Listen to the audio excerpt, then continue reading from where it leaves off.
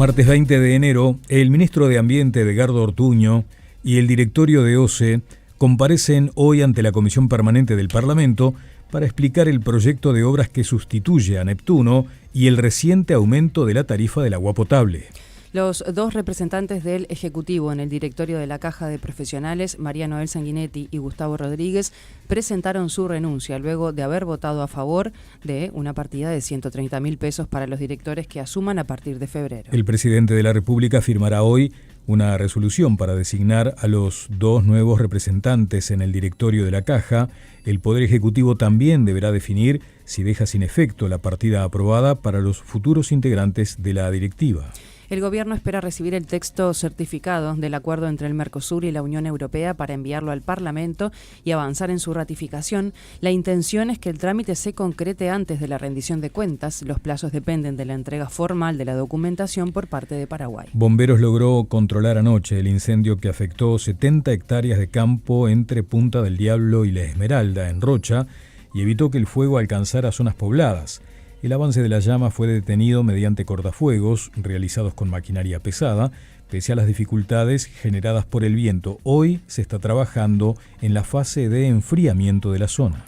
El INAU inició investigaciones administrativas internas en el caso de una adopción que fue revertida por la justicia y también por la muerte de dos menores de 10 y 15 años, de los que estuvimos informando correspondientemente, bajo la órbita del amparo del INAU. La cofundadora del proyecto Hijos del Sistema, Alejandra Genta, reclamó una ampliación de la mirada sobre la adopción en Uruguay, con foco en los niños más grandes y adolescentes que permanecen institucionalizados. En entrevista con Informativo Sarandí, señaló que existen muy pocas adopciones en esas edades y reclamó que el INAU impulse políticas distintas y visibilice la situación de estos menores. La Intendencia de Montevideo comenzará a colocar esta semana la nueva bandera en las playas de la capital para advertir a la población cuando se detecten niveles elevados de la bacteria enterococo en el agua. La señalización será de color naranja, llevará la letra E y dos símbolos de olas en color blanco y se utilizará únicamente en las playas donde se detecten estos valores para alertar a la población. La Intendencia de Maldonado aclaró que todas las playas del departamento están habilitadas para baños, tras versiones que pusieron en duda la calidad del agua en algunas zonas.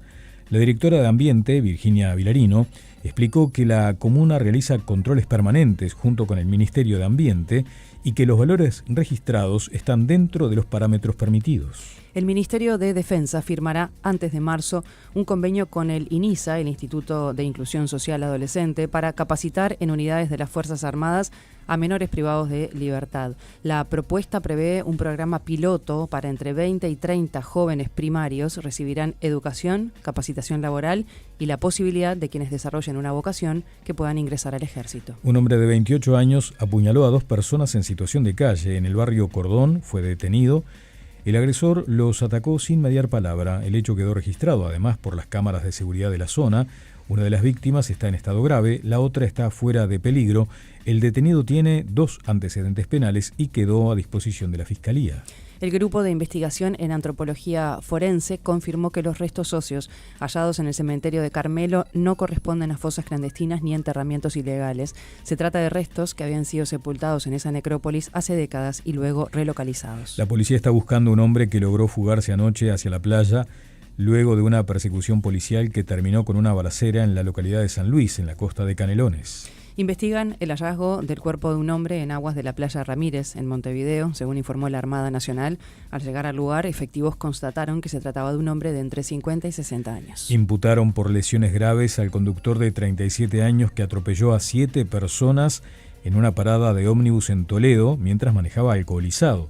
Como medidas cautelares, se dispuso la retención de su libreta de conducir, arresto domiciliario nocturno por 150 días, mientras continúa la investigación.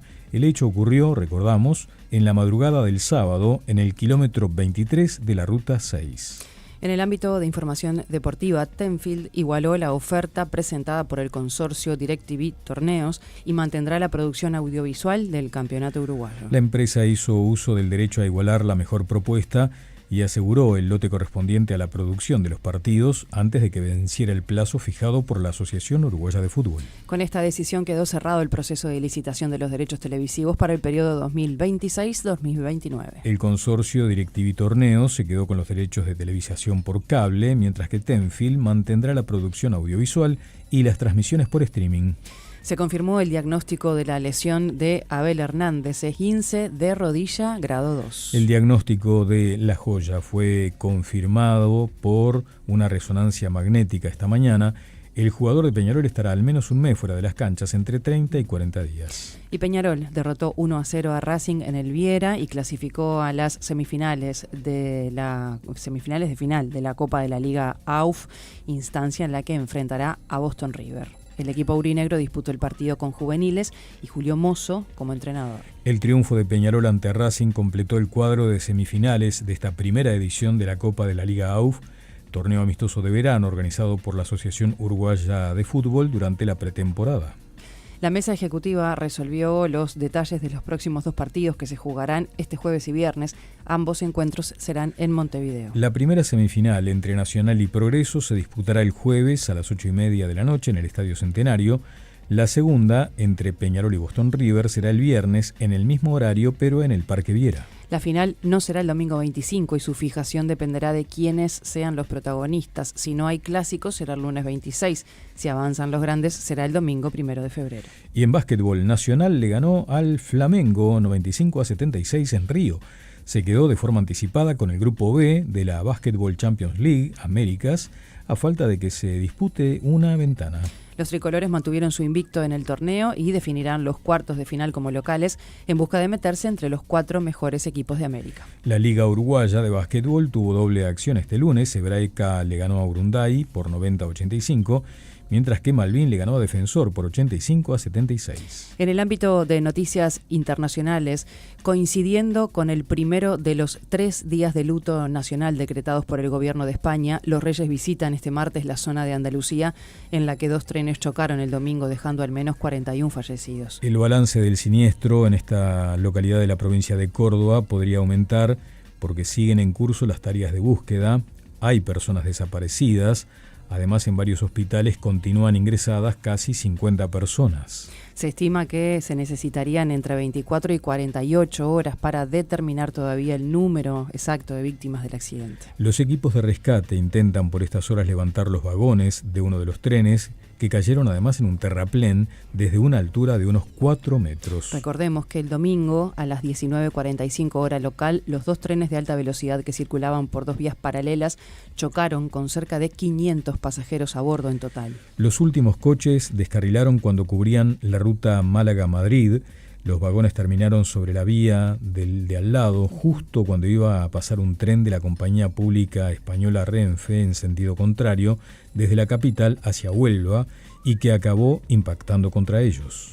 Quedó descartado un exceso de velocidad de los 2 trenes que además chocaron en una recta y un error humano. Ahora las explicaciones se buscan en las vías y en los trenes. Sí, han trascendido en las redes sociales una enorme cantidad de videos de pasajeros que días previos estaban advirtiendo de una inusual de un comportamiento inusual de los vagones. Se movían, vibraban mucho.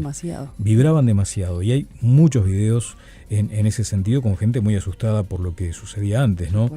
Y vamos a escuchar al periodista uruguayo Nicolás Chamorro, que está viviendo en España, como les decíamos, narró en Informativo Sarandí más detalles de la magnitud de este accidente. El domingo por la tardecita, ni bien se daba cuenta de los primeros fallecidos, los primeros reportes hablaban de 5 personas fallecidas y ahora ya a propósito actualizamos el número porque ya van al menos 41 personas las que lleva esta tragedia y se empezaron a dar especiales informativos. Entonces ya uno se iba dando cuenta de la magnitud que iba tomando porque todos los canales de televisión irrumpieron la programación habitual que tenían en esos momentos.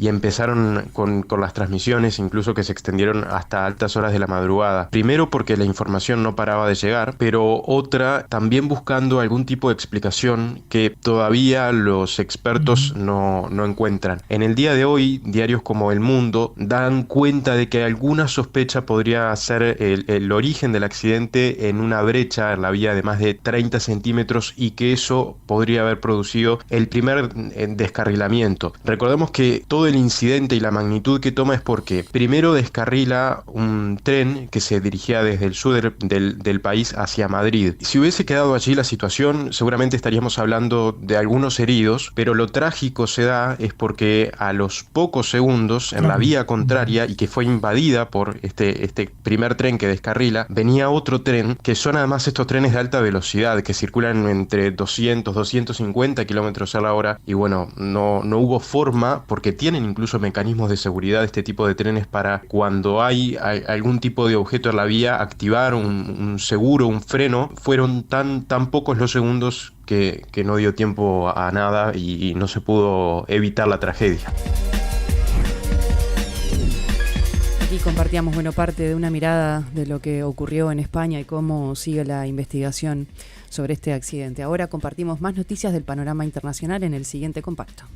La Unión Europea cierra filas en Davos ante la presión de Donald Trump respecto a Groenlandia y de Vladimir Putin en Ucrania. El presidente Emmanuel Macron, que acusó a Washington de querer subordinar a Europa y dijo preferir el respeto antes que a los matones, ha defendido que Europa debe reforzarse para hacer frente a esta nueva configuración mundial. Estamos cambiando a un mundo sin reglas en el que el derecho internacional es pisoteado, donde la única ley que importa es la ley del más fuerte y vuelven a emerger ambiciones imperialistas, decía el presidente francés. Macron ha ofrecido a Trump organizar una cumbre en París del G7 para tratar los asuntos de Groenlandia y Ucrania, invitando a representantes ucranianos, rusos y daneses. Por su parte, la presidenta de la Comisión Europea, Ursula von der Leyen, abogó por reforzar la seguridad en el Ártico en colaboración con Estados Unidos como respuesta a las ambiciones de Trump de anexionar Groenlandia. Y precisamente Donald Trump cumple un año en la Casa Blanca en su segundo mandato presidencial, 12 meses de políticas agresivas a nivel interior, como las deportaciones, y también exterior, como sus amenazas de guerra comercial. El presidente estadounidense amenazó con imponer aranceles del 200% al champán y el vino francés ante la negativa de Macron de integrar su Consejo de Paz, un órgano multinacional paralelo a la ONU. Si se muestran hostiles, lo que haré será imponer un arancel del 200% a sus vinos y champañas. Y él se unirá, aunque no tiene por qué hacerlo. Si lo dijo, probablemente lo dijo de forma un poco diferente. Pero si realmente lo dijo, en todo caso, dejará el cargo en unos meses. Al menos 20 personas han fallecido en los incendios que arrasan parte del territorio de Chile, especialmente Ñuble y Biobío. 35.000 hectáreas han sido calcinadas y unas 1.000 casas se han visto afectadas. Los fuertes vientos no solo dificultan las labores de extinción, sino que están provocando además que las llamas se propaguen con facilidad.